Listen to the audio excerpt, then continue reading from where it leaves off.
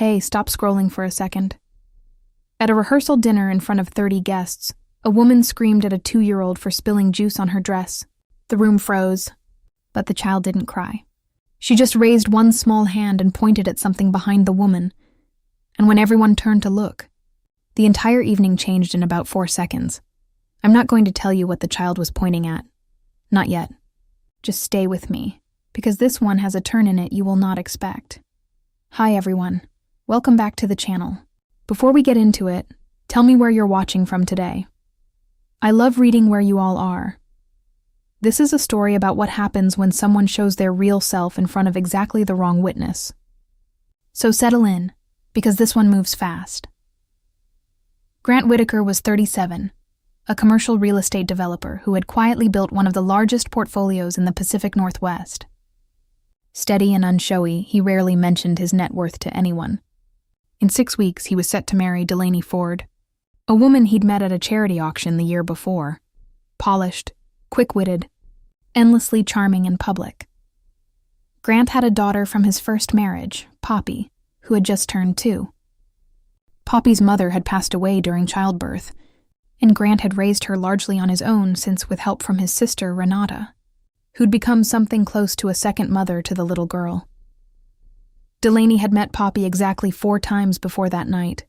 Brief, supervised meetings that Grant would later realize had always happened with other people watching. The rehearsal dinner was held at a private event space overlooking the water. 30 guests gathered the night before the wedding. Poppy was there because Renata's evening plans fell through with a family emergency an hour before dinner, and she'd asked Grant, apologetically, if he could bring Poppy along briefly. Grant had said, of course. She was his daughter, and this was going to be her family too. Poppy sat quietly in a high chair beside Grant for most of the meal.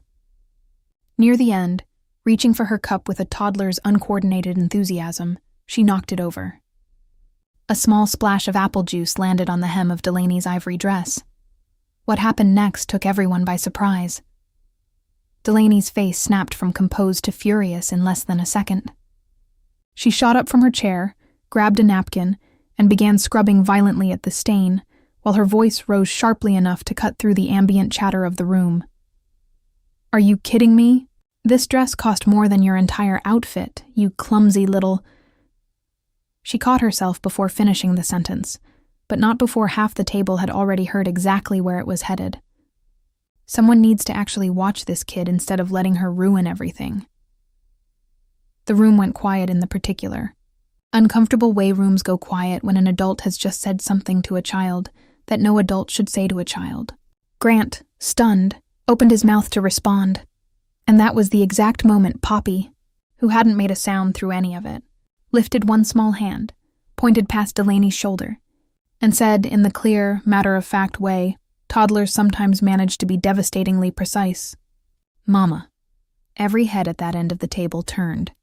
Standing near the entrance to the private room, having just arrived and clearly caught the tail end of Delaney's outburst, was a woman none of the guests recognized.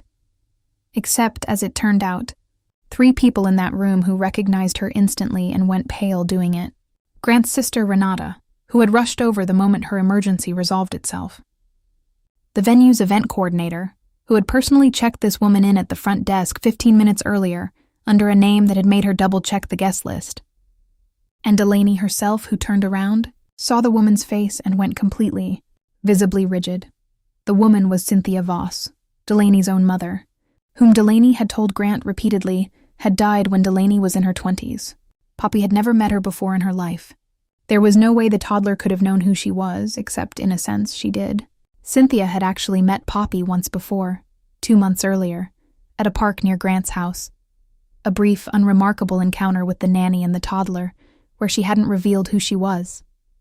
Poppy, delighted by the friendly stranger who'd admired her stuffed rabbit, had simply filed her away the way toddlers file away anyone kind to them.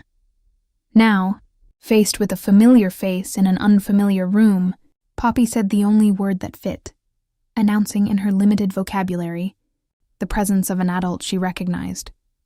It took the room 10 full seconds to process what was happening. Renata broke the silence first.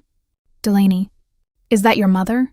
Delaney's carefully constructed composure, already cracking from the outburst moments earlier, shattered completely. "She's not supposed to be here," she said, quiet and stricken.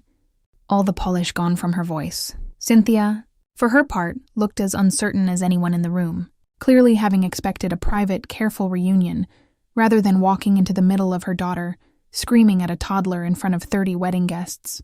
"I wrote you a letter," she said quietly. 3 months ago. I said I'd be in town, and I hoped we could talk before the wedding. You never answered, so I thought maybe if I just came. In person, you couldn't avoid it." Grant, still holding Poppy, who had gone back to calmly reaching for a piece of bread, as though she hadn't just detonated the entire evening, looked between Delaney and the woman she'd claimed for a year was dead. "You told me your mother passed away. You told me that on our 3rd date." "It's complicated," Delaney said, her voice tight. "It's not complicated. It's a lie," Grant said, quieter now, but with an edge that hadn't been there a moment earlier. "You told me a specific, detailed story about a funeral I never questioned, because why would I question something like that? And now your very much alive mother is standing at the entrance to our rehearsal dinner, and you're more upset about that than about how you just spoke to my daughter." The rest of that dinner unraveled slowly in front of 30 guests who'd come expecting toasts. Cynthia, once Renata pulled her gently aside, told a version of events far more sympathetic than Delaney's silence suggested. A difficult estrangement following Cynthia's divorce and public struggles with addiction. One Delaney had ended completely rather than navigate. Cynthia had been sober for 4 years, quietly trying to reconnect for the last 2. Delaney's decision to simply declare her mother dead rather than explain any of that to Grant wasn't cruelty exactly, Cynthia said, defending her daughter even now. It was shame. Dressed up as a simpler story, but it was still a lie Grant had built the last year on top of. Grant didn't end the engagement that night. He thanked everyone quietly, apologized for how the evening had gone, and left with Poppy, telling Delaney only that they needed to talk properly, without an audience. That conversation happened 2 days later. Once the wedding had already been quietly postponed, Delaney arrived braced for an argument about her mother. Grant asked about neither the lie nor the estrangement first.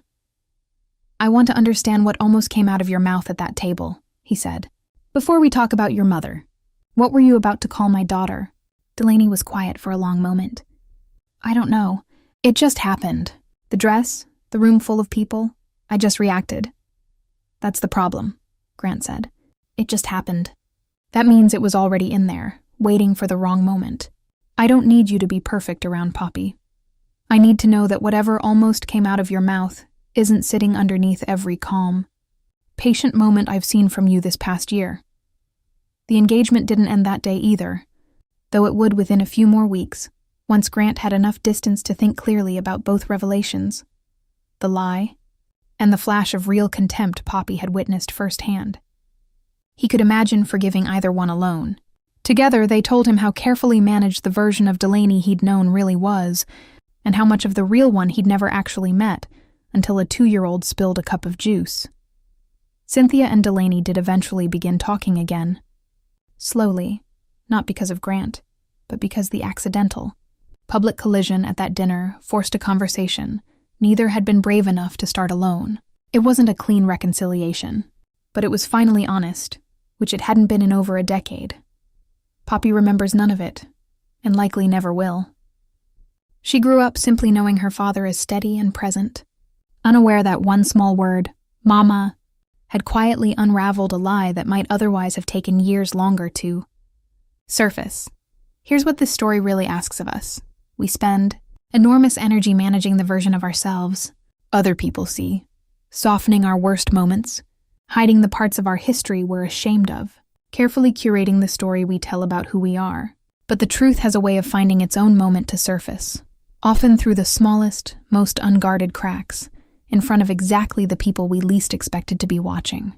Sometimes it takes a 2-year-old pointing at a stranger to reveal what months of careful performance had managed to keep hidden.